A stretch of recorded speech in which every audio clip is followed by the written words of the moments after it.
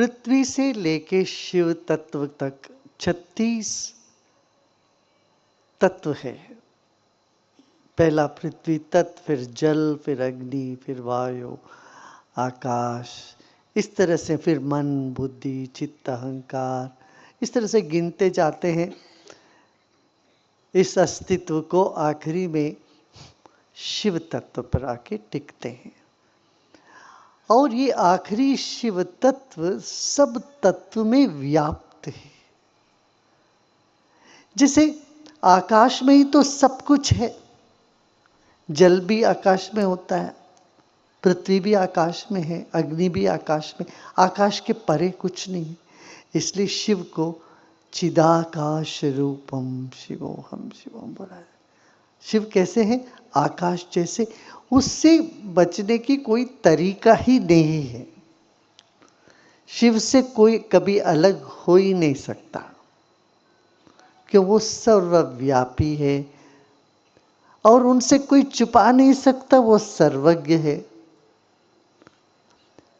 फिर काल के अधीन है बाकी सब, मगर शिव काल के परे है, काल के अधिपति है।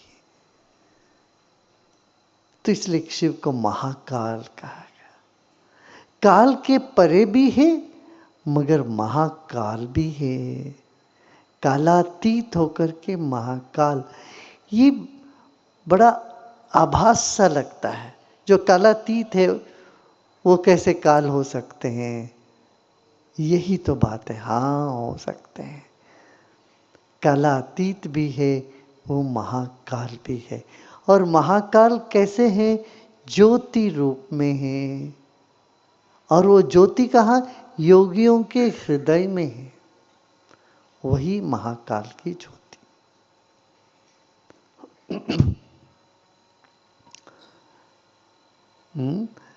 तो ध्यानस्थ होकर के अपने हृदय में ज्योति के रूप में भगवान है, ऐसा करना है, ऐसे धारणा करना है और उस ऊर्जा को अनुभव करना है। यही ध्यान है।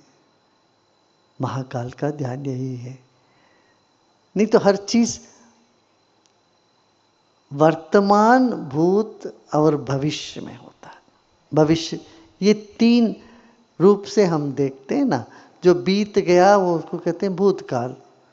तो हुआ, अभी हुआ नहीं, होने वाला है, वो भविष्य। अब जो है सो वर्तमान है।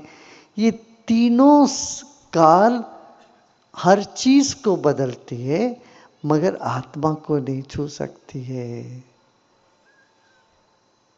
तो इसके परे जो ये जागृत स्वप्न सुषुप्ति से परे जो तुरीय स्थिति है, माने ध्यान की अवस्था है, वहाँ पर काल का अनुभव ही नहीं होता। इसलिए देखो, आप जब ध्यान करते हो आपको लगता ही नहीं, समय का पता ही नहीं चलता।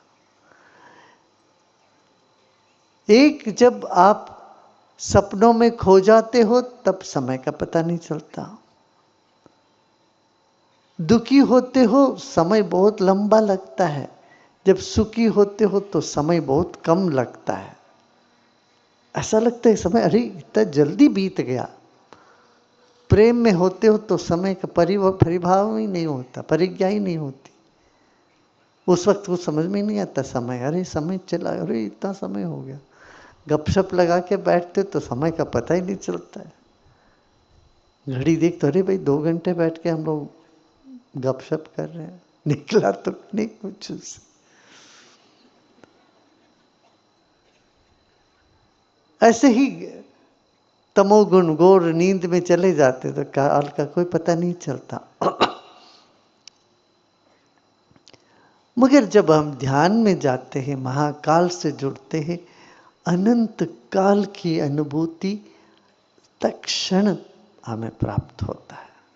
उसी क्षण में वर्तमान की गहराई, उसकी विस्तार हमको अनुभूति में आती है। वर्तमान सिर्फ एक घड़ी नहीं है, वर्तमान बहुत गहरा है और वर्तमान की गहराई में अनंत काल समाहित है उसमें। इसीलिए महाकाल कहते हैं। चलिए अभी ध्यान करते हैं।